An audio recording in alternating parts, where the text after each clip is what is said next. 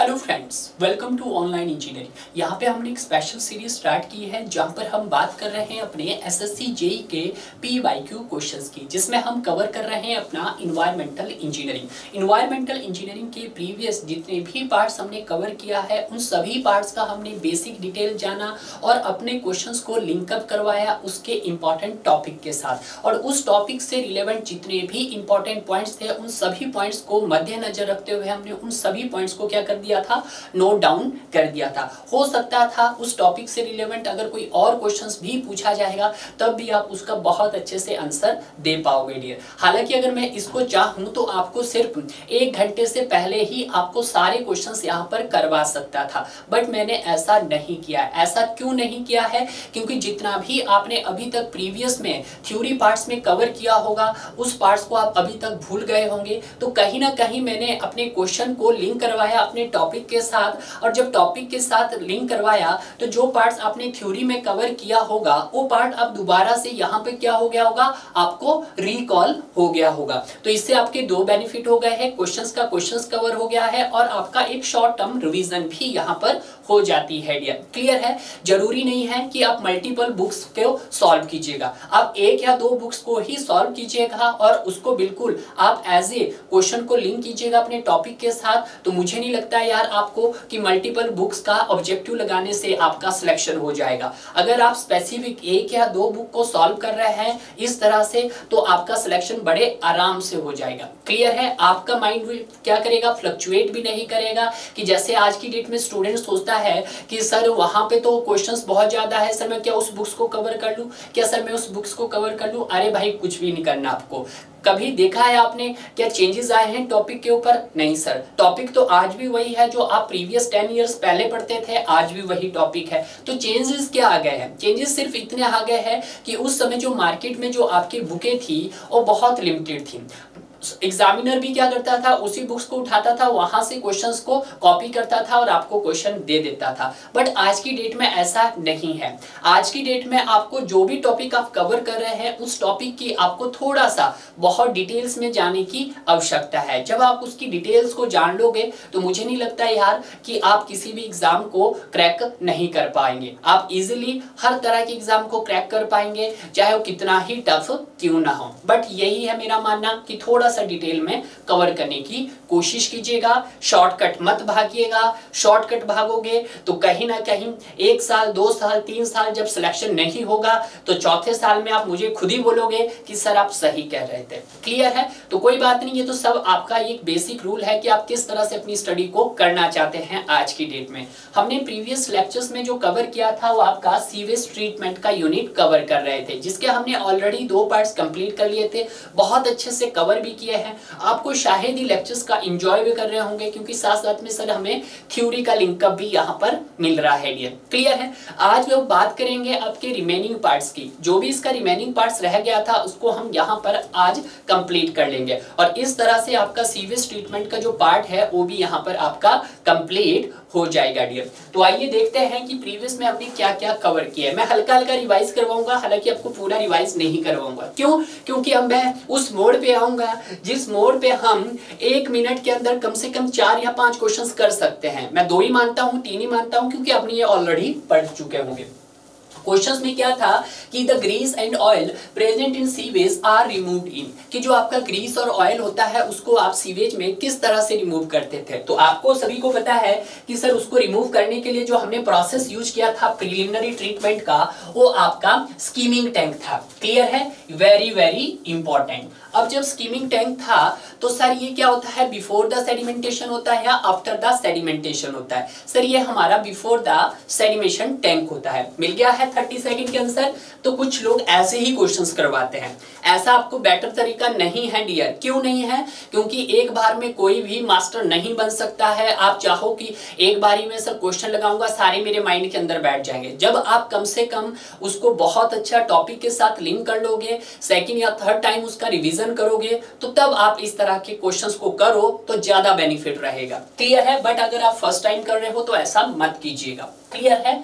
अब बात करते हैं हम अपने सेकंड क्वेश्चंस की। सेकंड क्वेश्चंस क्या है कि in A B coli test the use of green lactose bile is made. तो मैंने आपको पहले भी बताया था कि जब आप एमपीएन टेस्ट परफॉर्म करते हैं तो किसके लिए करते हैं, उसमें क्या करते हैं कि जितने भी आपके पास कॉम्प्लेक्स ऑर्गेनिक मैटर्स होते हैं उसको आप कन्वर्ट करने की कोशिश करते हैं किसमें, स्टेबल फॉर्म में। और जो आपका एमपीएन टेस्ट होता है वो बेस्ड होता है आपका मल्टीपल ट्यूब फर्मेंटेशंस पे, ठीक है। It is based on statistically approach. Clear है, ये सब मैंने बताया था। वहां पे जो total number of tube use की जाती है वो आपके पास 15 ट्यूब की जाती थे। और वो आपके कितने अप्रोचेस में कवर होता है आपका एमपीएन टेस्ट, 3 अप्रोचेस में कवर होता है, जिसमें हम सबसे पहले बात करते हैं प्रिजम्पटिव टेस्ट की।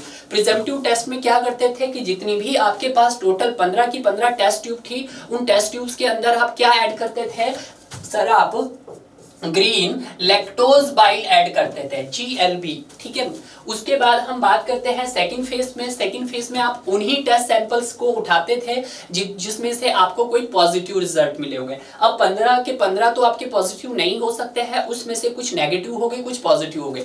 जो आपका पॉजिटिव सैंपल होगा उसमें आप ऐड करते थे that is brilliant green lactose bile add करते थे। क्लियर है, ये बात आपको ध्यान रखना है। उसके बाद आता है कंप्लीट टेस्ट। कंप्लीट टेस्ट में आप क्या करते थे सर, इसमें आप अपना एमपीएन का कैलकुलेशंस करते थे।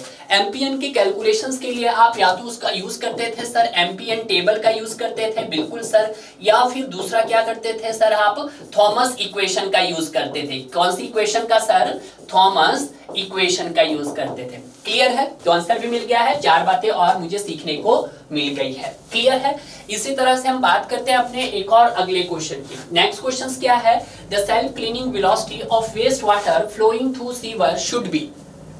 तो मैंने आपको 2 वेलोसिटी बताई थी, एक सेल्फ क्लीनिंग वेलोसिटी बताई थी और मैंने आपको एक मैक्सिमम वेलोसिटी बताई थी। सेल्फ क्लीनिंग वेलोसिटी आपकी वो वेलोसिटी होती है कि जिससे आपके सीवर के अंदर जो भी आपका सीवेज मटेरियल फ्लो कर रहा है उसके जो भी सॉलिड पार्टिकल्स है वो आपके सीवर के बॉटम में सेटल डाउन नहीं होने चाहिए। उस वेलोसिटी को क्या बोला जाता है, सेल्फ क्लीनिंग वेलोसिटी बोला जाता है। सेल्फ क्लीनिंग वेलोसिटी ये डिपेंड करती है कि वहां पर सर किस तरह का आपका फ्लो हो रहा है। अगर आप मिनिमम फ्लो के लिए डिजाइन करना चाहते हो तो सेल्फ क्लीनिंग वेलोसिटी कितनी थी आपके पास सर, 0.45 मीटर पर सेकंड थी। तो उन्होंने कुछ यही कहा है कि जो मिनिमम वेलोसिटी थी मेंटेन रहनी चाहिए 0.45 मीटर पर second at a minimum flow के लिए। अगर मैं बात करता था करंट पीक फ्लो के लिए तो कितनी रहनी चाहिए थी, 0.6 मीटर पर सेकंड रहनी चाहिए थी। अगर मैं बात करता हूं डिजाइन पीक फ्लो के लिए तो कितनी रहनी चाहिए थी सर, वो 0.8 मीटर पर सेकंड रहनी चाहिए। ठीक है, तो ये सारी चीजें आपको याद पहले से ही है क्योंकि मैं ऑलरेडी इनको करवा चुका हूं। नेक्स्ट क्वेश्चन आता है कि सेप्टिक टैंक इज देयर। तो आप सभी को पता है कि सेप्टिक टैंक में दोनों ही काम एक साथ किए जाते हैं। आपके स्लज का डाइजेशन भी करवाया जाता है वहां पे और उसका सेडिमेंटेशंस भी करवाया जाता है। सेडिमेंटेशंस मींस उसको आप एज ए क्लैरिफायर भी बोल सकते हैं, उसको आप एज ए सेटलिंग टैंक भी बोल सकते हैं। तो बिल्कुल सही, ये क्या है, सेटलिंग टैंक भी है, आपका डाइजेशन टैंक भी है। This is the C is the both answer. Clear है, ये बात आपको ध्यान रखना है। जो सेप्टिक टैंक होता है it is the biological treatment. Clear है, it is the under of anaerobic process. ठीक है, कौन सा सिस्टम यूज किया जाता है यहाँ पे जो सिस्टम यूज किया जाता है सर वो रहता है आपके पास सस्पेंडेड ग्रोथ सिस्टम। या तो आप सस्पेंडेड ग्रोथ सिस्टम बोल सकते हैं या सस्पेंडेड कल्चर सिस्टम बोल सकते हैं।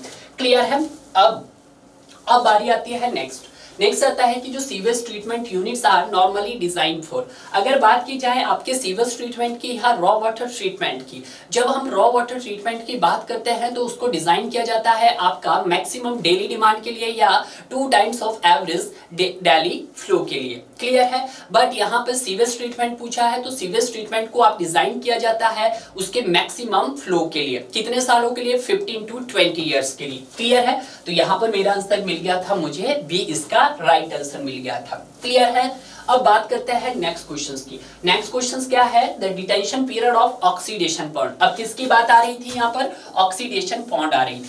तो ऑक्सीडेशन पॉन्ड भी आपके पास एक प्रकार का बायोलॉजिकल ट्रीटमेंट प्रोसेस है। It is under of aerobic process. ये जो प्रोसेस होता है ऑक्सीजन की प्रेजेंट में होता है और ये किसके अंडर आता है सर, कौन से प्रिंसिपल पे काम करता है, कौन से मैकेनिज्म पे काम करता है, तो ये सस्पेंडेड ग्रोथ सिस्टम पर काम करता है। क्लियर है, ऑक्सीडेशन पॉन्ड का जो सबसे बड़ी ड्रॉबैक्स थे कि यहाँ पर हमें सर लार्ज एरिया रिक्वायर्ड चाहिए होता है और यहाँ पर आपके एल्गल की स्टिमुलेशन के लिए हमें यहाँ पर सोडियम नाइट्रेट ऐड करना पड़ता है। क्लियर है, ये बात आप ऑलरेडी जानते हैं। तो उसका यहाँ पे डिटेंशन पीरियड पूछा है, तो ऑक्सीडेशन पीरियड का अगर जो डिटेंशन पीरियड होता है वो आपके पास 15 to 30 डेज के लिए होता है। अगर मैं क्लीनिंग पीरियड की बात करता हूँ तो 6 मंथ से लेकर 1 साल के बीच में आप कभी भी इसकी क्लीनिंग कर सकते हैं डियर। तो यहाँ पे नो डाउट हार्स में तो कभी हो नहीं सकता था और महीनों में भी नहीं हो सकता था। तो यहाँ पे जो राइट आंसर हो गया आपके पास वो सी हो गया है।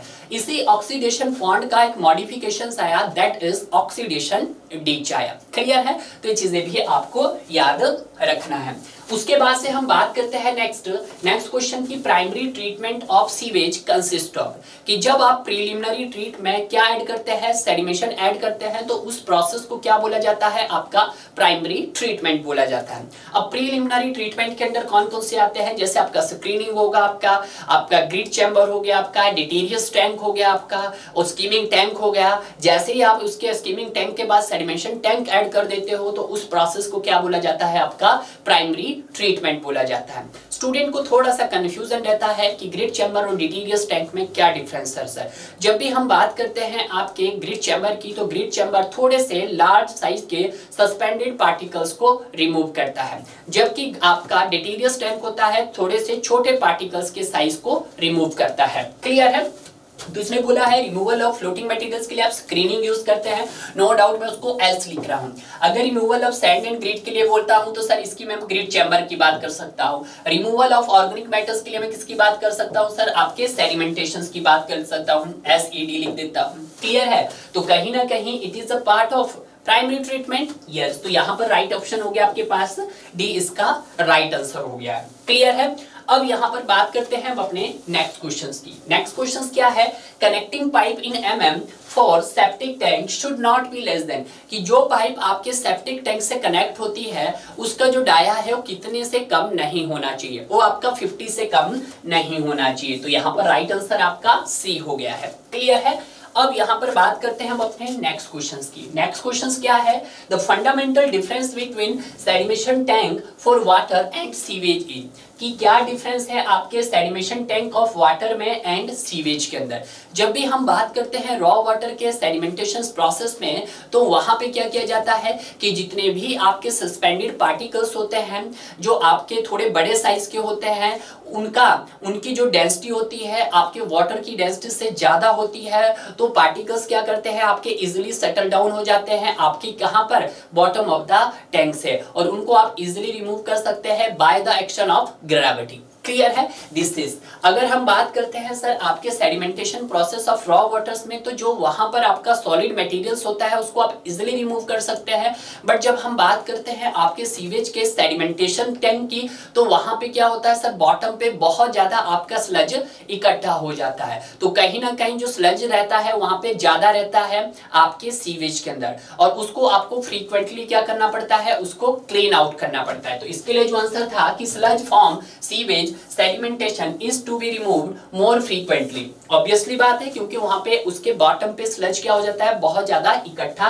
हो जाता है। क्लियर है, इसके बाद हम बात करते हैं अपने नेक्स्ट क्वेश्चंस की, the minimum width of septic tank. यहाँ पे विड्थ की बात कर रहा है, तो मैंने आपको बताया था 75 सेंटीमीटर। 75 सेंटीमीटर का मतलब होता है 0.75 मीटर्स, तो यहाँ पे 70 सेंटीमीटर है। इसी तरह से फ्री बोर्ड्स के बारे में भी मैंने यहाँ पर बताया था कि सर फ्री बोर्ड क्या होता है आपके पास। तो यहाँ पर जब हमने फ्री बोर्ड की बात की थी, तो फ्री बोर्ड आपके पास ये रहता था सर 0.3 मीटर। क्लियर है, ये भी आपका ऑलरेडी कवर हो गया था। उसके बाद हम बात करते हैं next, the detention period of septic tank. Septic tank के डिटेंशन पीरियड की बात करेंगे। हालांकि सेप्टिक टैंक का जो डिटेंशन पीरियड होता है वो आपके घंटों में होता है, बट यहाँ पे कहीं ना कहीं उसने मिनट में दे दिया था, और जो मिनट में दे दिया था तो आपको कोई ना कोई ऑप्शन तो ढूंढना ही पड़ेगा। हालांकि इस क्वेश्चन का जो आंसर था आपके SSC JEE 2016 में सभी को कॉमन मिल गया था। क्लियर है, बट यहाँ पे एक ऑप्शन लगाने का बेहतर तरीका है, मैंने यहाँ पे 40 मिनट्स लगा दिया है। क्लियर है, वैसे आपका 12 से 36 घंटे के बीच का रहता है। क्लियर है, मूव करते हैं नेक्स्ट क्वेश्चंस की। नेक्स्ट क्वेश्चंस क्या है कि before the discharging the fall sewage into river. Fall sewage मतलब जो थोड़ा सा वो बदबू आ रही है उस सीवेज से और उसको आप डिस्पोज कर रहे हैं, क्या आप सर उसको डायरेक्ट डिस्पोज कर सकते हैं? नहीं। क्यों नहीं कर सकते हैं? क्योंकि सर उससे बहुत बुरी बदबू आ रही है, उसको हमें ट्रीट करना पड़ेगा। ट्रीटमेंट के लिए सर आपको क्या करना पड़ेगा? सर ट्रीटमेंट के लिए हमें सर उसकी स्क्रीनिंग करनी पड़ेगी, नो डाउट, यस करनी पड़ेगी। उसके बाद सर उसका सेडिमेंटेशन करना पड़ेगा, इधर ऑक्सीडेशन करना पड़ेगा, ऑल दी अबव। इसका आंसर भी था आपके पास डी। क्लियर है? उसके बाद हम बात करते हैं अपने नेक्स्ट क्वेश्चंस की। नेक्स्ट क्वेश्चंस में क्या पूछा था आपके पास? ओवरफ्लो रेट पूछा था लीटर्स पर हावर पर मीटर स्क्वायर में for the plain sedimentation tank. तो मैंने आपको पहले भी बताया था कि जो प्लेन सेडिमेंटेशन का जो आपके पास सरफेस ओवरफ्लो रेट होता है वो 15,000 से लेके 30,000 लीटर्स पर हार की जगह क्या था? पर डे पर मीटर स्क्वायर। ठीक है, अब मुझे क्या था? डे से मुझे हार्स में कन्वर्ट करना पड़ रहा था, तो उसको मैं डिवाइडेड बाय 24 कर रहा था। क्लियर है? तो मेरे पास जो आंसर बन रहा है वो कहीं ना कहीं नियर अबाउट, क्योंकि जो एग्जैक्ट बन रहा था वो आपके पास कुछ 625 से 1250 के आसपास बन रहा था। तो यहाँ पे जो था 500 से 750 नहीं हो सकता था, तो नियर अबाउट आंसर मैंने लगाया था इसका 800 से 1200। क्लियर है? तो ये भी आपको मैंने ऑलरेडी डिस्कस करवा दिया था। नेक्स्ट क्वेश्चन, थोड़ा सा ये जो क्वेश्चन है आपके पास, हालांकि यहाँ पे गलती से है, हमको इसको आगे वाले चैप्टर्स में कवर करना है, तो इसको आप अभी स्किप कर सकते हैं। क्लियर है? उसके बाद ये भी मैंने आपको बता दिया था कि जो आपके पास एरोबिक अटैच ग्रोथ प्रोसेस होता है क्लासिफाइड अंडर, वो किसके अंडर क्लासिफाइड किया जाता है? क्या सर वो आपका प्राइमरी ट्रीटमेंट के अंडर क्लासिफाइड किया जाता है, या सर वो सेकेंडरी ट्रीटमेंट के अंडर क्लासिफाइड किया जाता है, या टर्सरी के क्लासिफाइड किया जाता है? तो हमेशा याद रखना, जब भी वो बात करता है एरोबिक अटैच ग्रोथ सिस्टम की, या एनारोबिक अटैच ग्रोथ सिस्टम की, या आपके पास एरोबिक सस्पेंडेड ग्रोथ सिस्टम की, या एनारोबिक सस्पेंडेड ग्रोथ सिस्टम की, तो it is the part of biological treatment. क्योंकि जो बायोलॉजिकल ट्रीटमेंट का जो प्रोसेस होता है वो आपका ऑक्सीजन की प्रेजेंट में भी हो सकता है और ऑक्सीजन की एब्सेंट में भी हो सकता है। उसका जो मैकेनिज्म है वो आपका अटैच ग्रोथ सिस्टम भी हो सकता है और उसका वो सस्पेंडेड कल्चर सिस्टम भी हो सकता है। क्लियर है? तो इसमें भी आपने देख लिया था कि सर बायोलॉजिकल ट्रीटमेंट। क्लियर है? उसी तरह से अगर हम बात करते हैं हम अपने नेक्स्ट कि in practice the flow velocity adopted for the design of grid chamber, कि जब आप ग्रिड चैम्बर का यूज करते हैं किसके लिए करते हैं? आप अपने ग्रिड्स एंड सिल्टी पार्टिकल्स को रिमूव करने के लिए करते हैं। ये मतलब ये वेलोसिटी आपकी इतनी होनी चाहिए कि कोई भी पार्टिकल्स वहां पे सेटल नहीं होना चाहिए। अगर पार्टिकल्स वहां पे सेटल हो गया, क्योंकि इसका मेन एम है उनको हटाना, ना कि सेटल डाउन करवाना, तो वहां पे जो आपकी मिनिमम जो वेलोसिटी मेंटेन रहनी चाहिए ग्रिड चैम्बर की, वो आपके पास 0.15 से लेके 0.3 मीटर पर सेकंड के बीच में रहनी चाहिए। ठीक है? और इसी तरह के जो ग्रिड चैम्बर होते हैं हम वहां पर हमें दो चैम्बर्स प्रोवाइड करते हैं। एक देखते हैं हम अपना मिनिमम फ्लो के लिए, तो दूसरा देखते हैं आपका करंट फ्लो के मैक्सिमम फ्लो के लिए। जब हम एक चैम्बर जो हमारा वर्क करता है वो बेस्ड रहता है आपका वेलोसिटी कंट्रोल डिवाइस पे, जहां पर हम वेलोसिटी कंट्रोल को चेक करते हैं। वेलोसिटी कंट्रोल्स के लिए हम अलग अलग डिवाइस का यूज करते हैं, जैसे आपका प्रोपोर्शनल वियर हो गया, आपके पास पार्शियल फ्लूम हो गया, आपके पास सर्ज टैंक हो गया, etcetera. This is the velocity control device हो गया। तो यहाँ पर जो ऑप्शन नियर अबाउट लगा था मुझे 0.25 टू 0.3 मीटर पर सेकंड के आसपास रहता था। क्लियर है? उसके बाद नेक्स्ट कि the disposal of screen is done by, जो डिस्पोजल ऑफ स्क्रीन होता है डन बाय वो आपका किस किस का हो सकता है? सर वो आपका लैंड का हो सकता है, आपका सी का हो सकता है और आपका इंसिनरेशंस का हो सकता है। तो यहाँ पे भी जो मेरा आंसर था वो आपका इंसिनरेशन था। क्लियर है? ये चीज भी मैंने आपको ऑलरेडी डिस्कस करवा दी। उसके बाद जो आपका नेक्स्ट क्वेश्चन था वो भी देखिएगा कि in which of the following waste water treatment under is organic matter destroyed and stabilised by anaerobic bacteria, कि इसमें से कौन सा ऐसा ट्रीटमेंट है जिसमें जो ऑर्गेनिक मैटर्स क्या होते हैं? डिस्ट्रॉयड होते हैं एंड उनका स्टेबलाइजेशन भी होता है एनारोबिक। तो सर अगर हम यहाँ पे इनको अगर ऑप्शंस देखते हैं तो सेडिमेंटेशन आपका ऑक्सीजन की प्रेजेंट में होता है, तो यहाँ पे मैं O2P लिख रहा हूँ। ठीक है? उसी तरह से अगर मैं ट्रिकलिंग फिल्टर की बात करता हूं तो सर ये भी ऑक्सीजन की प्रेजेंट में होता है, तो यहाँ पे हो गया P, मतलब ये एरोबिक है। ऑक्सीडेशन पॉइंट की बात करता हूं तो सर ये भी ऑक्सीजन की प्रेजेंट में होगा, तो इसको भी मैं लिख देता हूं सर P। बचा कौन सा? आपका सेप्टिक टैंक बचता है, तो सेप्टिक टैंक सर ऑक्सीजन की एब्सेंट में होता है, जिस प्रोसेस को हम क्या बोलते हैं? आपका एनारोबिक बैक्टीरिया। ठीक है? तो this is the right answer of this question D. Clear है? तो इस तरह से जितने भी बेसिक क्वेश्चन थे उनको हमने बहुत अच्छे से यहाँ पर कवर कर लिया है। नेक्स्ट क्वेश्चन देखिएगा कि which of the flowing process is adopted to remove odour taste due to volatile gases like hydrogen sulfide and algae in water treatment plant, कि इसमें से कौन सा ऐसा प्रोसेस है जिससे आप रिमूव कर सकते हैं सर, कलर भी रिमूव कर सकते हैं, ऑर्डर भी रिमूव कर सकते हैं सर, टेस्ट भी रिमूव कर सकते हैं, वॉलाटाइल गैसेस भी रिमूव कर सकते हैं। वॉलाटाइल गैसेस होती है आपके पास फिनोलिक कंपाउंड भी हो गया, ह्यूमिक एसिड वगैरह, वो सब किसके अंदर आते हैं, आपके वोलेटाइल गैसेस के अंदर आते हैं। ठीक है, ये चीज आपको ध्यान रखना। तो किससे रिमूव किया जाता है सर, वो आपका वो एरिएशन से रिमूव किया जाता है। तो देखते हैं हम यहाँ पे एरिएशन का लिखते हैं, बाकी मैं आपको सारे बताने की कोशिश करता हूँ। फर्स्ट बात हम करते हैं किसकी सर, एरिएशन। एरिएशन का ही आपको नाम में दिखाई दे रहा होगा। एरिएशन का मतलब है वहां पे आपका एयर का सप्लाई करना, एयर का सप्लाई करना। एयर का सप्लाई मींस, एयर सप्लाई मतलब ऑक्सीजन का एडिशन करना। ठीक है, इसका ऑब्जेक्टिव क्या है सर, ये क्या करता है, ये करता है सर टू रिमूव कलर को रिमूव करता है, आपके ऑर्डर को रिमूव करता है एंड आपके टेस्ट को रिमूव करता है, आपके टेस्ट को रिमूव करता है। ठीक है, तो आंसर तो मुझे मिल गया है। नेक्स्ट पॉइंट क्या है सर कि it also remove undesirable gases को भी क्या करता है सर, ये रिमूव करता है। अनडिजायरेबल गैसेस लाइक जैसे हो गया आपके पास CO2 हो गया, हाइड्रोजन सल्फाइड हो गया, ठीक है, हाइड्रोजन सल्फाइड हो गया आपके पास, एक्सेट्रा। क्लियर है। इट आल्सो रिमूव, ये भी लिख दे तो आप, it also remove volatile liquid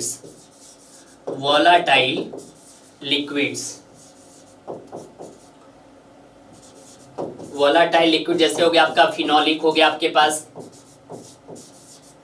ठीक है, जैसे फिनोलिक हो गया, ह्यूमिक एसिड हो गया, ठीक है। अब एरिएशन से क्या होता है, जैसे ही आपने वहां पे ऑक्सीजन का सप्लाई किया तो इससे आपकी एसिडिटी इंक्रीज होती है। एरिएशन से क्या होती है आपके sir, acidity of water increase, acidity of water क्या होती है आपकी, इंक्रीज होती है। ठीक है, तो आंसर मिल गया है। अब यहाँ पे जो बाकी रिमेनिंग है उनको भी थोड़ा थोड़ा हम पढ़ लेते हैं। ठीक है, इसके बाद बात की जाती है आपके डिसइंफेक्शंस की। किसकी बात कर लेते हैं, डिसइंफेक्शंस की बात कर लेते हैं। तो सर डिसइंफेक्शंस में क्या किया जाता है, ये देखिए डिसइंफेक्शंस क्या है, एक प्रकार का प्रोसेस है to kill the pathogenic bacteria. Pathogenic मतलब हार्मफुल बैक्टीरिया। तो हम लिख देते हैं sir, it is the process to kill the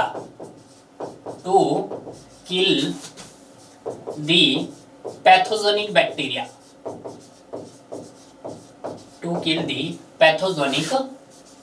अब पैथोजेनिक बैक्टीरिया क्या होते हैं आपके पास, हार्मफुल डिसीज कॉजिंग बैक्टीरिया होते हैं। ठीक है, next point, it is the under of, इसमें क्या होता है आपके पास, फिजिकल फिनोमिनन भी होता है एंड केमिकल भी होता है। It is the under of physical and chemical process,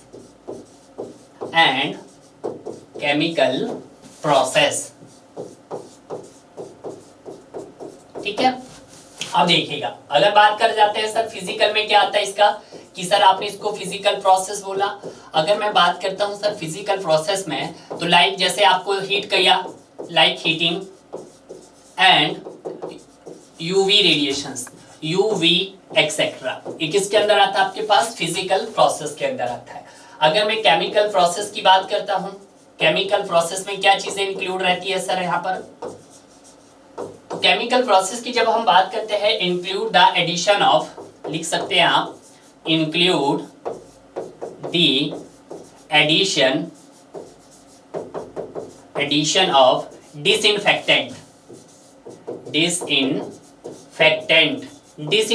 क्या है आपके पास, सच एज ए केमिकल है एक प्रकार का, ठीक है, such as a chemical. Clear है? तो फिजिकल में अगर पूछे कि physical process include heating, UV radiation etcetera, and chemical process include addition of disinfectant such as chemicals. Clear है? ये भी हो गया है। अब जो नेक्स्ट हम बात कर लेते हैं यहाँ पर, वो कर लेते हैं आपके फिल्ट्रेशंस की भी, क्योंकि हो सकता है फिल्ट्रेशन से भी एग्जामिनर क्वेश्चंस पूछे आपसे, दैट इज फिल्ट्रेशंस। तो फिल्ट्रेशंस में आपको क्या चीजें याद रखना है कि फिल्ट्रेशन भी क्या है, एक प्रकार का प्रोसेस है to remove the fine floc. ये क्या करता है, एक प्रोसेस है to remove the fine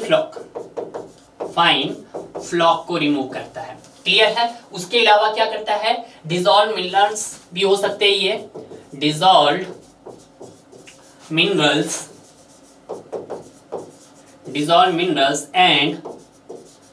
minerals and micro organism, MO लिख देता हूं। क्लियर है? और next, it also remove suspended solid,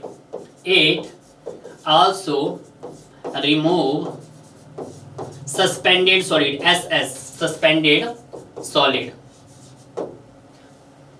SS क्या हो गया आपके, सस्पेंडेड सॉलिड, ये SS लिख देता हूं। सस्पेंडेड सॉलिड जो आपके कहां रिमूव नहीं हो पाए, आपके सेडिमेंटेशन रिमूव में नहीं हो रहे, दैट जो आपके क्या नहीं हो पाए, आपके सेडिमेशन टैंक में रिमूव नहीं हो पाए, that not remove sedimentation tank.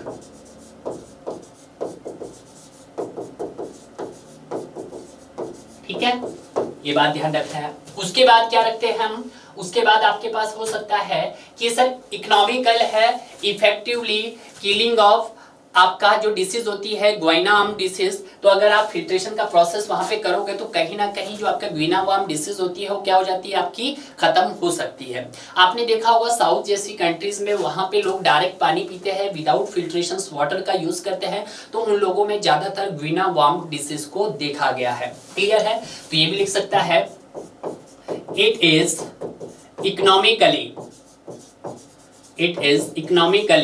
effectively to killing the Guiana worm disease।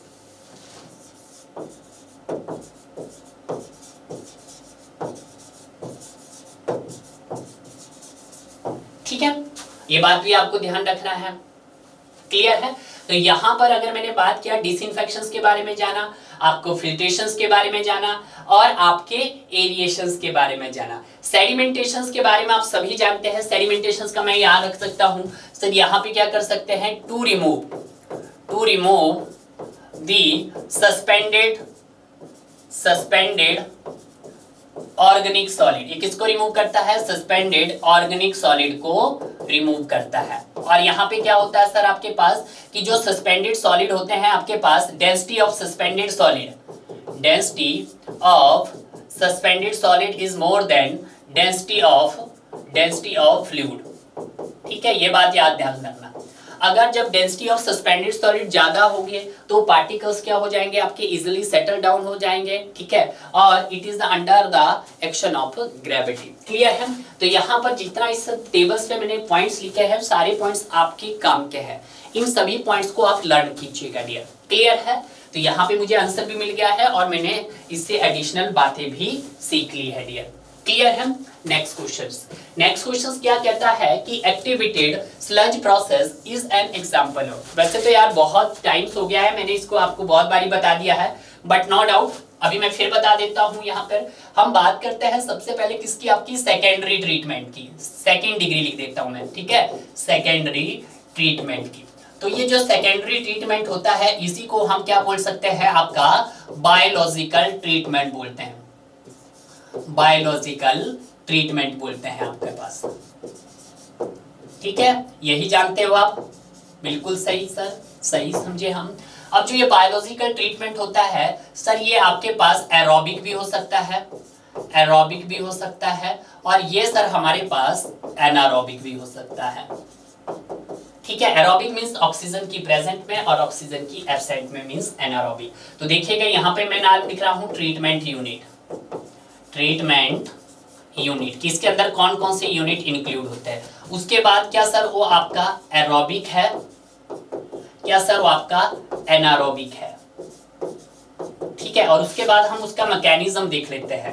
Mechanism लिखो आप, या आप उसका सिस्टम लिखो या प्रिंसिपल लिखो, ठीक है, एक ही बात हो सकते हैं। अगर हम सबसे पहले बात करते हैं इसके ट्रीटमेंट यूनिट की, तो सबसे पहले आपको मैंने बताया था ट्रैपो, TRAPO, यही रखना था आपको, बिल्कुल सही। टी से हो गया आपके ट्रिकलिंग फिल्टर, TF। अगर आर से बात करता हूं तो RBC, रोटेटिंग बायोलॉजिकल कॉन्ट्रैक्टर्स। ए से आपको याद रखना था एक्टिवेटेड स्लज प्रोसेस। पी से आपको याद रखना था ऑक्सीडेशन पॉन्ड, और ओ से याद रखना था आपको ऑक्सीडेशन डिच, OD लिखता हूं, ठीक है। अगर बात करते हैं ये चारों की, तो ये सब कैसे प्रोसेस है सर हमारे पास, ये सर एरोबिक है, तो मैं यहाँ पे लिख देता हूँ सर ये एरोबिक है। ये भी आपके पास कैसा है, चारों के चारों एरोबिक है, तो हम लिख देते हैं, क्योंकि इसके बाद 101 टाइम्स क्वेश्चंस बनते हैं, ठीक है। This is aerobic and this is also aerobic, और ये भी आपके पास क्या है, एरोबिक है, ठीक है।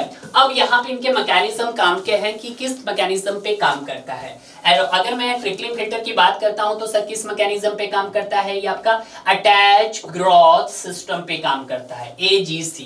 अगर मैं दूसरी बात करता हूं RBC की, तो ये किस पे करता है, अटैच ग्रोथ सिस्टम पे काम करता है। एक्टिविटी स्लज प्रोसेस, ये सारे किस पे, इसके बाद सस्पेंडेड ग्रोथ सिस्टम, ये किस पे सर, सस्पेंडेड ग्रोथ सिस्टम। ये भी किस पे सर, आपका सस्पेंडेड ग्रोथ सिस्टम। यानी कि दो है आपके पास, दो प्रोसेस है, ट्रिकलिंग फिल्टर और RBC, जो किस पे बेस्ड है आपका, अटैच ग्रोथ सिस्टम पे है। बाकी सारे के सारे किस पे बेस्ड है आपका, सस्पेंडेड ग्रोथ सिस्टम। अब ध्यान दीजिएगा, कई बुक में यहाँ पे ग्रोथ की जगह कल्चर भी लिखा होता है, तो इसको मैं अटैच कल्चर सिस्टम भी बोल सकता हूँ, तो आप कंफ्यूज नहीं होना। CS, ठीक है, ACS, A, अब देखिएगा S, G की जगह C लगा रहा हूँ, S, ठीक है, एंड S, ठीक है, सस्पेंडेड ग्रोथ, ग्रोथ की जगह मैंने कल्चर लगाया, तो ये तो S का S ही रहेगा, ठीक है। यहाँ पे G की जगह मैंने C लगा दिया है, तो ये भी हो सकता है सस्पेंडेड कल्चर सिस्टम, ठीक है, ध्यान दीजिएगा, ठीक है। कई बुकों में आपके पास अटैच ग्रोथ सिस्टम लिखने को देखने को मिलेगा, कई में आपको लिखने को मिलेगा अटैच कल्चर सिस्टम देखने को मिलेगा, क्लियर है। उसके बाद कुछ प्रोसेस रहते हैं जो ऑक्सीजन की एब्सेंस में होते हैं, ऑक्सीजन की एब्सेंस वाले होते हैं, जैसे उसको हमने शॉर्ट टर्म में रखा था SMS। SMS का मतलब होता है, S क्या है सर आपके पास, सेप्टिक टैंक, जिसको मैं ST लिखता हूँ। M क्या हो गया सर, इमहॉप टैंक, जिसको मैं IT लिख रहा हूँ।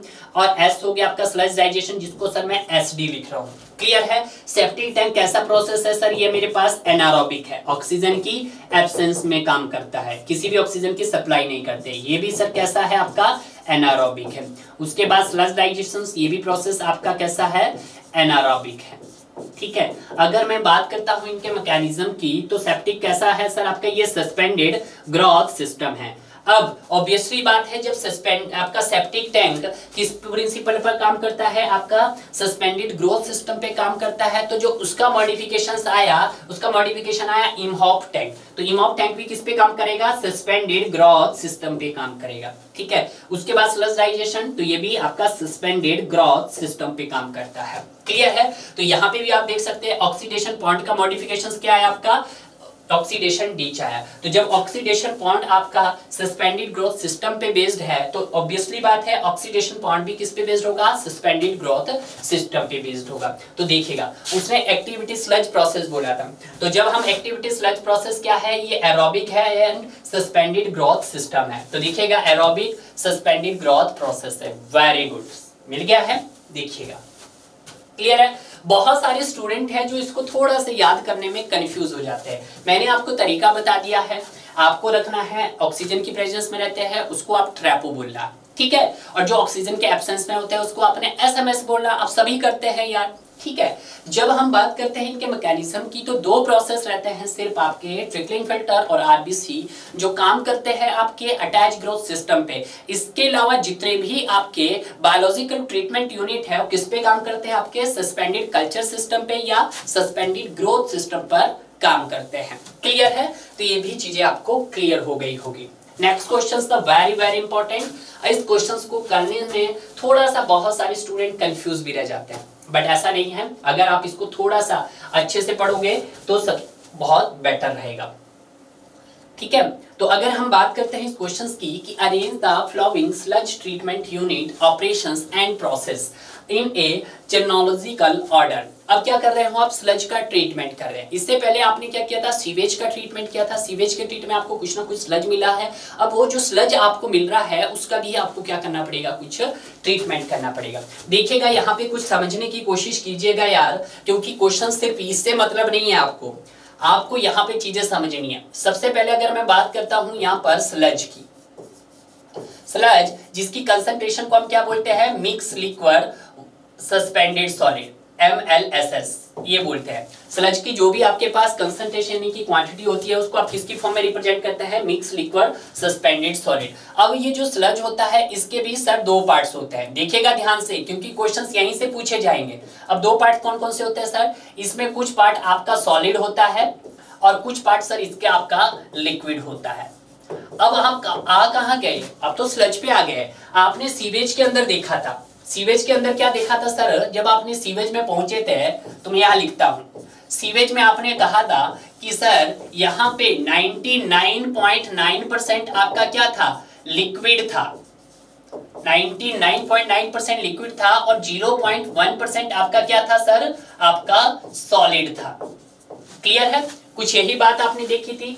अब बट आपको जैसे ही आपने उसका ट्रीटमेंट करवाया तो कहीं ना कहीं उसके सॉलिड पार्टिकल्स में इंप्रूव हुआ। कितना इंप्रूव हुआ वो देखिएगा, कितना साइज हो गया आपके पास, ये आपके पास 0.25 से लेके 12.5% हो गया। पहले कितना था इनिशियल स्टेज पे, आपका 0.1% था और जो रिमेनिंग था आपके पास वो आपका 87.5 से लेके आपका कितना 99.75% क्या आ गया, लिक्विड आ गया। हम तो यही चाह रहे थे कि आपको क्या इंप्रूव करना है, उसके सॉलिड पार्टिकल्स को इंप्रूव करना है, तो इंप्रूव हो गए हैं। अब जो ये सॉलिड्स होते हैं, ये सॉलिड्स भी आपके पास दो टाइप के होते हैं, देखिएगा कौन कौन से। एक तो सर हमारे पास ऑर्गेनिक होते हैं और एक सर हमारे पास इनऑर्गेनिक होते हैं। एक क्या होते हैं सर, ऑर्गेनिक सॉलिड होते हैं। ऑर्गेनिक कितने होते हैं सर, हमारे पास 70% ऑर्गेनिक होते हैं और जबकि 30% हमारे पास इनऑर्गेनिक होते हैं।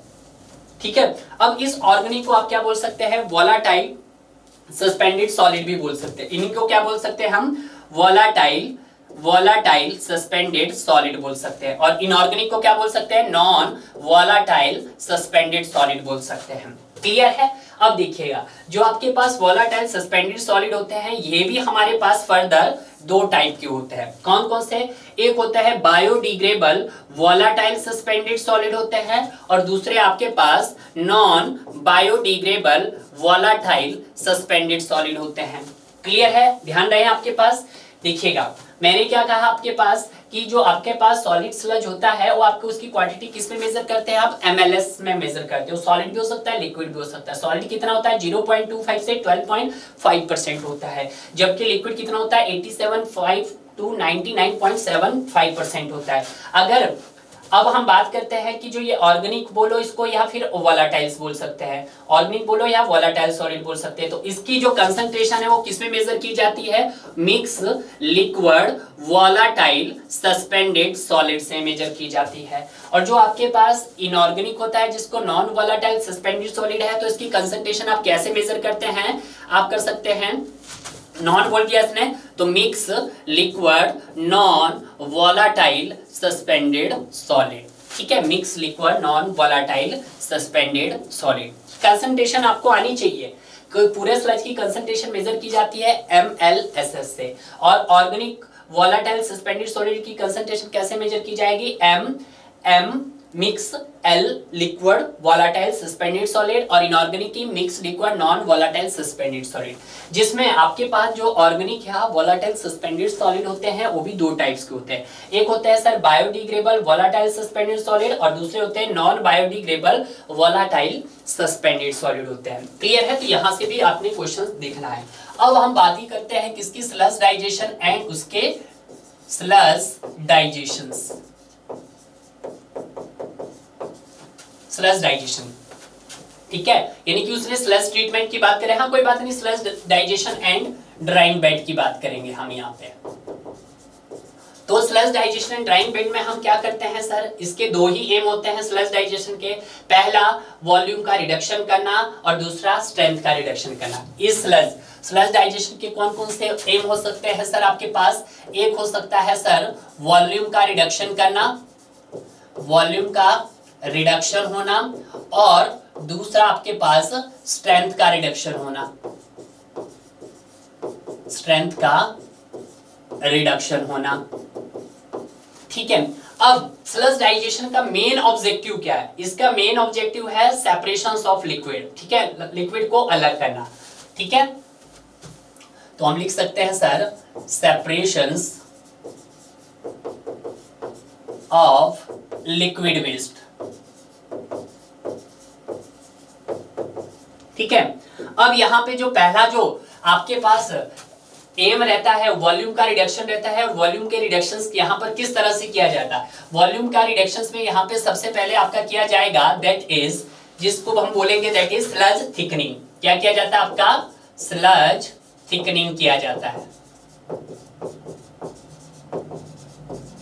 ठीक है, जिसको हम किस में मेजर करते हैं? थिकर, इसकी क्वांटिटी यूनिट होगी है। थिकर क्या होगी? इसकी यूनिट होगी है। अब इसमें क्या करते हैं हम? इसमें हम इसको करते हैं by force of gravity and flotation से। कैसे करते हैं सर इसको? By the force and gravity फ्लोटेशंस।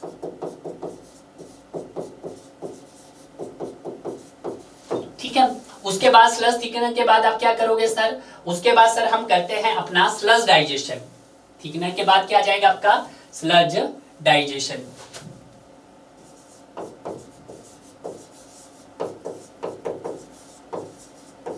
जिसको परफॉर्म किया जाता है आपके डाइजेस्टर पे। ठीक है, तो यूनिट क्या हो जाएगी इसकी? डाइजेस्टर। डिफरेंट डाइजेस्टर आप यूज करते हैं। ठीक है, इसका भी हम, इसमें काम क्या है? इसमें हम जितने भी आपके ऑर्गेनिक कंपाउंड्स होते हैं उनको आप मतलब किसमें कन्वर्ट करते हैं? इनऑर्गेनिक्स में कन्वर्ट करते हैं। हम कह सकते हैं by the stabilisation of sludge. क्या बोल सकते हैं यहाँ पर sir? By the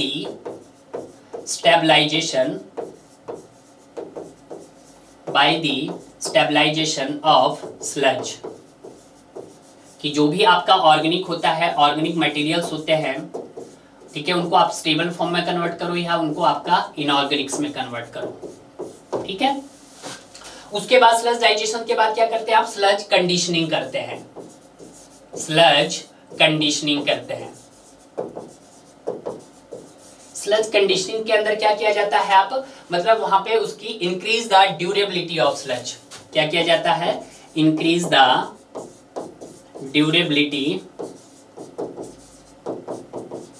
durability of the sludge.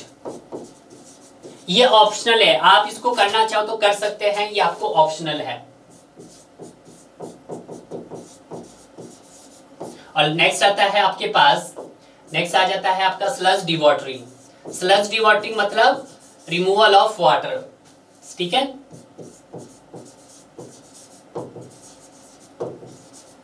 Sludge डिवॉटरिंग, तो इससे क्या करते हैं हम? वाटर्स को रिमूव करते हैं। किससे? By the filtration and solar radiation.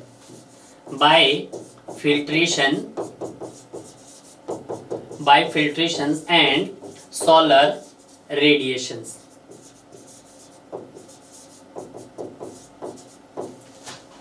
Clear है? तो ये देखिएगा, सबसे पहले आपके पास क्या होगा? कुछ ना कुछ वहां पे मिक्स लिक्विड की क्या होगी? कंसंट्रेशन होगी। तो पहले आ जाएगा कंसंट्रेशन। तो जहां पे भी 3 लिखा है तो पहले कंसंट्रेशन आएगी, ये रिमूव हो गए आपके पास। अब कंसंट्रेशंस के बाद आप क्या करोगे? कंसंट्रेशंस के बाद आप उसको थिक करोगे। ठीक है, तो देखिएगा स्लज थिकनिंग है कहीं पे, थिकनिंग में कंसंट्रेशन भी आ सकती है आपको bye the force of thickening. ठीक है, उसके बाद आप क्या करोगे सर? देखिएगा डिवॉटरिंग। अगर यहाँ पे देखते हैं हम सर 3 के बाद 2 है, 3 के बाद 2 है, यानी कि कंसंट्रेशन डिवॉटरिंग नहीं। डिवॉटरिंग से पहले आप क्या करते हैं? डिवॉटरिंग से पहले आप कंडीशनिंग करते हो। ठीक है, कंडीशनिंग से पहले भी आप डाइजेशन करते हो। तो कंसंट्रेशन के बाद आप क्या करोगे सर? डाइजेशन करोगे। तो 3 के बाद क्या आ जाएगा? 4 आ जाएगा। अब डाइजेशन के बाद आप क्या करोगे सर, डाइजेशन के बाद आप कंडीशनिंग करोगे, तो उसके बाद आपका सर ये कंडीशनिंग हो गया, तो देखिएगा कंडीशनिंग हो गया। कंडीशनिंग के बाद आप क्या करोगे सर, 2 डिवॉटरिंग हो गया, फिर आप 2 करेंगे, डिवॉटरिंग हो गया।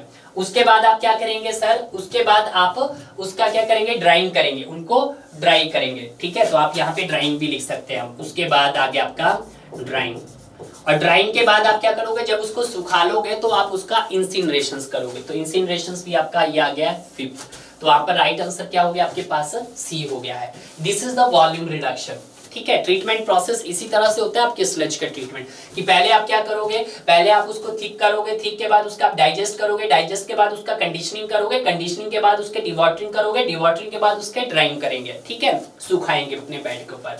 उसके बाद कुछ स्ट्रेंथ रिडक्शन भी होता है इसमें। अब स्ट्रेंथ रिडक्शन में भी अलग अलग फेसेस होते हैं। स्ट्रेंथ रिडक्शन में जैसे सबसे पहले एसिड फर्मेंटेशन होता है, देख लीजिएगा इसको भी। इसमें क्या होता है सर, सबसे पहले आपका एसिड फर्मेंटेशन होता है, एसिड फर्मेंटेशन होता है। एसिड फर्मेंटेशन के बाद क्या होता है सर, यहाँ पे एसिड रिग्रेशन होता है, ठीक है। एसिड रिग्रेशन बोलो आप, या मीथेन फर्मेंटेशन भी बोल सकते हैं, एसिड हाइड्रोलाइसिस भी बोल सकते हैं। तो दूसरा कौन सा होता है आपके पास, एसिड रिग्रेशन, एसिड रिग्रेशन बोलो, या आप एसिड हाइड्रोलिसिस भी बोल सकते हैं इसको, और इसको आप मीथेन फर्मेंटेशन भी बोल सकते हैं, बहुत सारे नाम हैं, मीथेन फर्मेंटेशन भी बोल सकते हैं आपके पास, ठीक है। इसके बाद आपके पास तीसरा आता है, तीसरा क्या आता है आपके पास, एल्कली फर्मेंटेशन। तीसरा आता है यहाँ पर, अगर मैं यहाँ पे देखता हूँ इसका, एल्कली फर्मेंटेशन,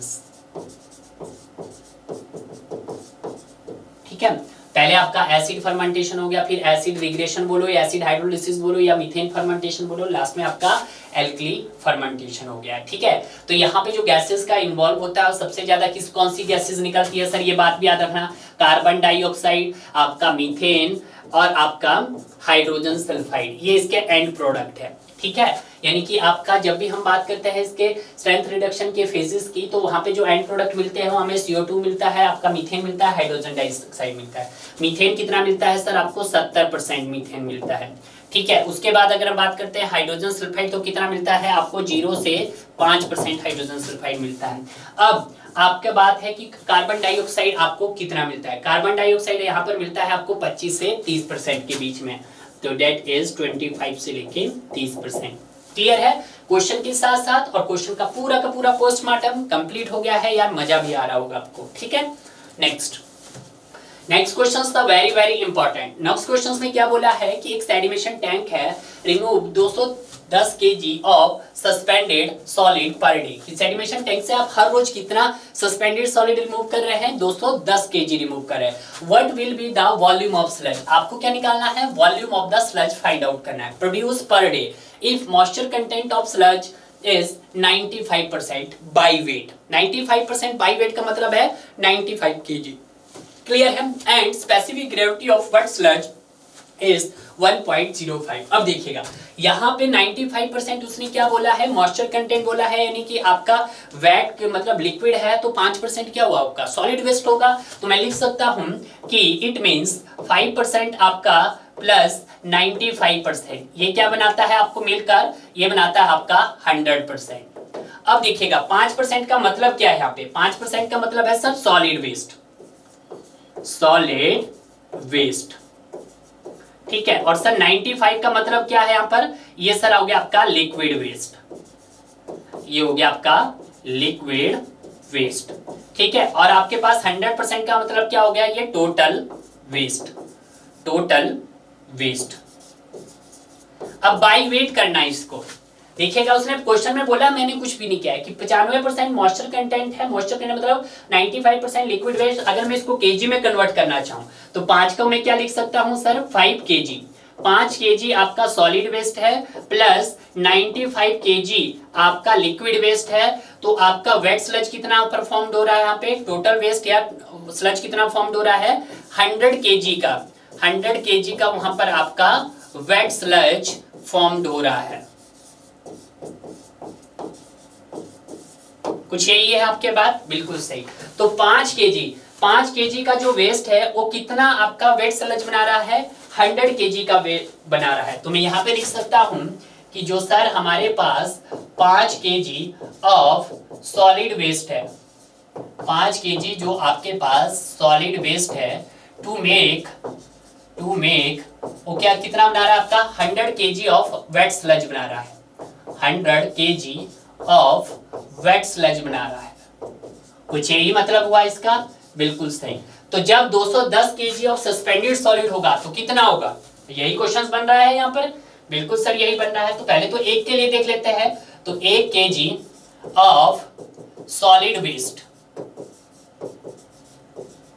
सॉलिड वेस्ट कितना बनाएगा आपके पास, तो ये बनाएगा आपके पास कितना बनाएगा 20 केजी, यानी कि 100/5 that is 20 KG of wet sludge form करेगा।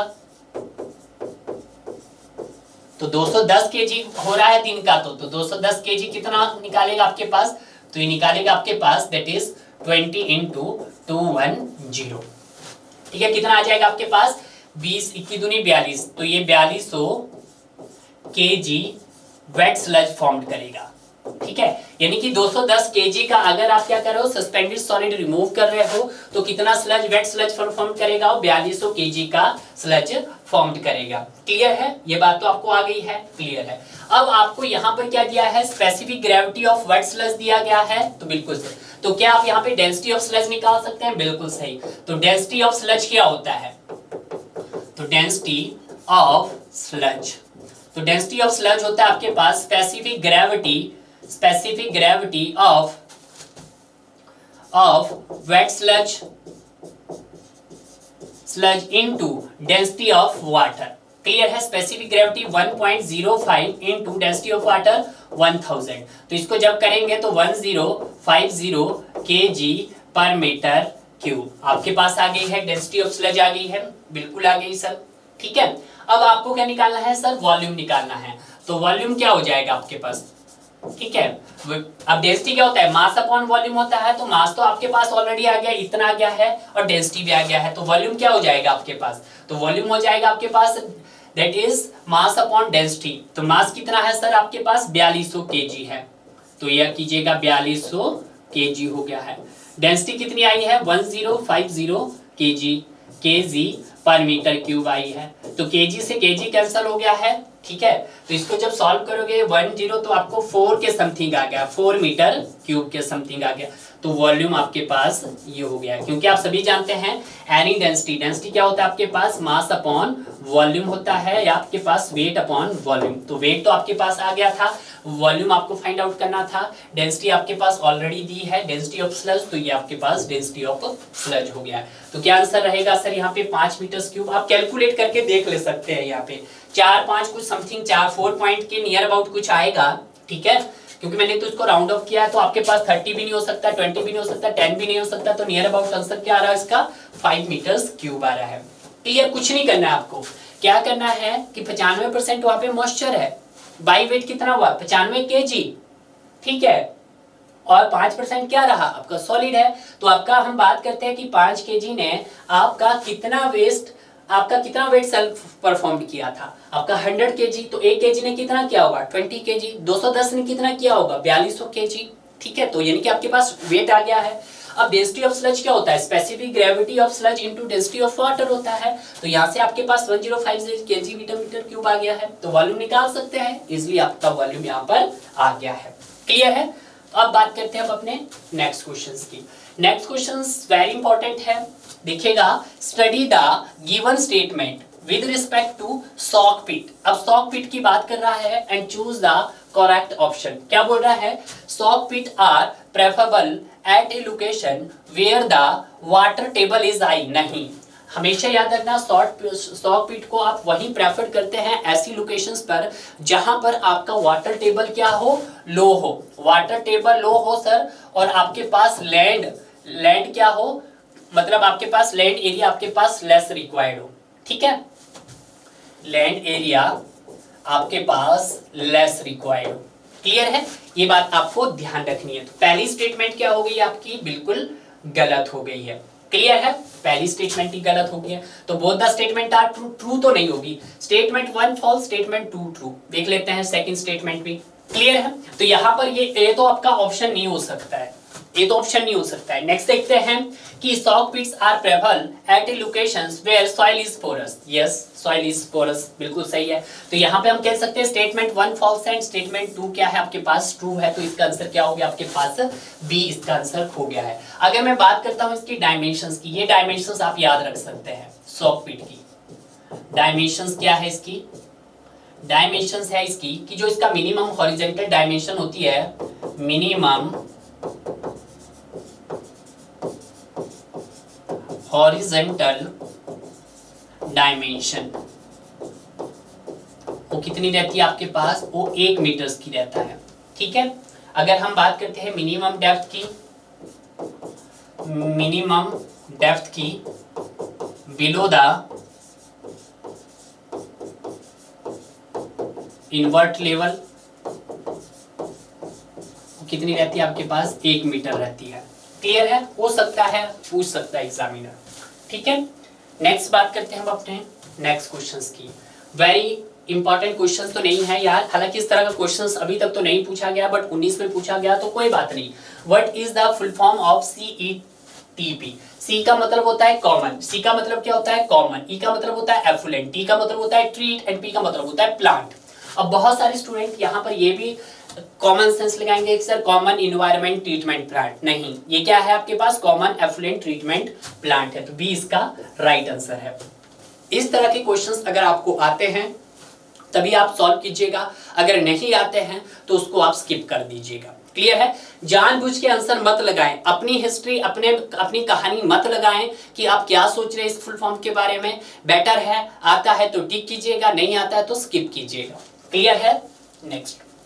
नेक्स्ट क्वेश्चंस देखिएगा। Among the flowing treatment units anaerobic decomposition take place. अब एनारोबिक के बारे में बोला था, तो देखिएगा मैंने आपको ट्रैपो के बारे में बताया था कि कुछ आपके पास सर एरोबिक ट्रीटमेंट यूनिट होते हैं और कुछ सर हमारे पास एनारोबिक ट्रीटमेंट यूनिट होते हैं। ठीक है, एरोबिक का मतलब है ऑक्सीजन की एब्सेंस में, और एनारोबिक का मतलब होता है ऑक्सीजन की प्रेजेंट में। जहां पर आपको नाम बताया था ट्रैपो, TRAPO, ट्रैपो, और यहाँ पे भी मैंने नाम बताया था आपके पास एसमेस। ठीक है, टी से हम कहते हैं सर ट्रिकलिंग फिल्टर, आर से हम बोलते हैं RBC रोटेटिंग बायोलॉजिकल कॉन्ट्रैक्टर, ए से एक्टिविटी स्लज प्रोसेस, पी से ऑक्सीडेशन पॉन्ड, एंड ओ से ऑक्सीडेशन डिच। ठीक है, एस से सेप्टिक टैंक ST, एम से इमहॉप टैंक IT, एस से आपका sludge digestion that is SD। तो देखिएगा एक्टिविटी स्लज प्रोसेस क्या है, ऑक्सीजन की प्रेजेंट में है। ट्रिकलिंग फिल्टर भी क्या है, ऑक्सीजन की प्रेजेंट में है। इमहॉप टैंक क्या है सर, ऑक्सीजन की एब्सेंस में है। ऑक्सीडेशन पॉइंट भी क्या है, ऑक्सीजन की प्रेजेंट में है। तो आपको बोला है उसने ट्रीटमेंट बेस्ड एनारोबिक, तो एनारोबिक मतलब ऑक्सीजन की एब्सेंस में, तो दैट इज सी इसका राइट आंसर हो गया है डियर। क्लियर है? तो ये भी हमारा यहाँ पर क्लियर हो गया है। नेक्स्ट क्वेश्चन है लास्ट क्वेश्चन आपका। क्वेश्चंस में क्या बोल रहा है कि for a sewage treatment using an oxidation pond, कि जब आप ऑक्सीडेशन पॉन्ड का यूज करते हैं तो उस समय क्या करते हैं हम, when gets overloaded a chemical, तो वहां पे जो केमिकल हो जाते हैं वो ओवरलोडेड हो जाता है, दैट इज एडेड। क्यों? क्योंकि वहां पे हमें कुछ केमिकल ऐड करना पड़ता है। क्यों ऐड करना पड़ता है? Stimulate the algal growth. Stimulate का मतलब एनकरेज द एल्गल ग्रोथ के लिए। तो कौन सा केमिकल यूज करना पड़ता है? Sodium chloride, calcium hydroxide, sodium nitrate या ब्लीचिंग पाउडर। तो वहां पे हम जो यूज करते हैं वो आपका सोडियम नाइट्रेट यूज करते हैं। क्लियर है? तो इस तरह से यहाँ पर जितने भी क्वेश्चन थे, क्वेश्चन ज्यादा नहीं थे आपके पास ऑलमोस्ट 27 to 28 क्वेश्चन थे। हर क्वेश्चन को मैंने डिटेल्स में इसलिए कवर करवाया क्योंकि क्वेश्चन मुझे ज्यादा नहीं लगे। अब ज्यादा नहीं लगे तो मैं चाहता था कि आपका मैक्सिमम पार्ट आपका ट्रीटमेंट का कंप्लीट हो, आपको ज्यादा से ज्यादा यहाँ पर नॉलेज मिले, ताकि आप किसी और बुक को भी सॉल्व कर रहे हैं तो इतना से ही पार्ट को पढ़ के आप किसी भी एग्जाम के मैक्सिमम क्वेश्चंस को बड़े आसानी से लगा सकते हैं। ये अब मिलते हैं आपको एक नेक्स्ट पार्ट में, नए पार्ट में, जहां पर हम बात करेंगे इसी तरह के क्वेश्चंस की। Okay guys.